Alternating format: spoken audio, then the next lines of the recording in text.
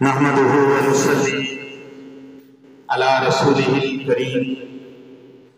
अम्मा बाद फ़अऊज़ु बिल्लाहि मिनश शैतानिर रजीम।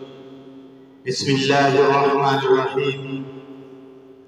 लैसा लिल इंसानि इल्ला मा सआ। सदक़ल्लाहुल अज़ीम व सदक़ रसूलुहुन नबियुल करीमुल अमीन।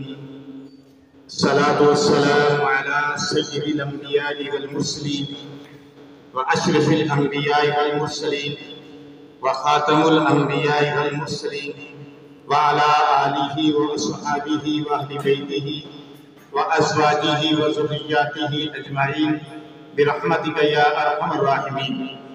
अल्लाहुम्मा सल्लि अला सय्यिदिना व मौलाना मुहम्मदिन व बारिक व सल्लिम व सल्लि अलैहि।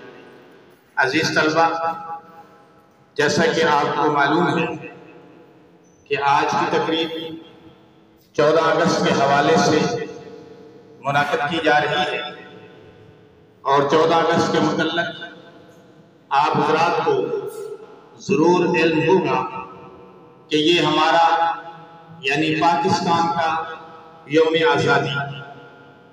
इस दिन पाकिस्तानियों ने, मुसलमानों ने हिंद ने आज़ादी हासिल की और ये आज़ादी कायद आज़म मोहम्मद अली जिन्ना रहमतुल्लाह अलैह की बलबला अंगेज़ क़ियादत में हासिल की।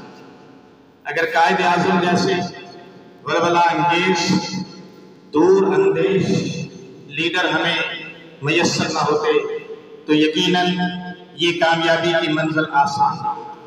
बहरहाल अल्लाह का फजल हुआ, अल्लाह का करम हुआ कि मुसलमानों की एक तवील जद्दोजहद के बाद और जो है वो बेपाया कुर्बानियों के बाद अल्लाह ने हमें ये आज़ाद वतन अता किया।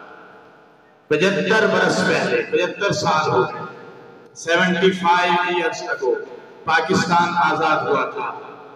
अल्लाह के फजल से आज कायद आज़म की कुर्बानियों के लिए और हमारे बड़ों की कुर्बानियों की बदौलत, हमारे बुजुर्गों की कुर्बानियों की बदौलत, मर्दों और औरतों की कुर्बानियों की बदौलत, मुसलमानों ने हिंद की कुर्बानियों की बदौलत आज़ाद है, आज़ाद फजाओं में सांस ले रहे हैं।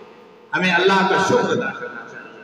जितना शुक्र अदा करें कम है और शुक्र भी अदा करें और पाकिस्तान को मजीद मजबूत करने के लिए और इसे नाकाबिले तस्खीर बनाने के लिए दिन रात मेहनत करें, जद्दोजहद करें और जहां जिस पोस्ट पर भी हम हों वहां हम अपने सच्चे पाकिस्तानी होने का सबूत दें और अपनी ड्यूटी और अपने फराइज को कमा हक सही तौर पर अदा करने की कोशिश करें।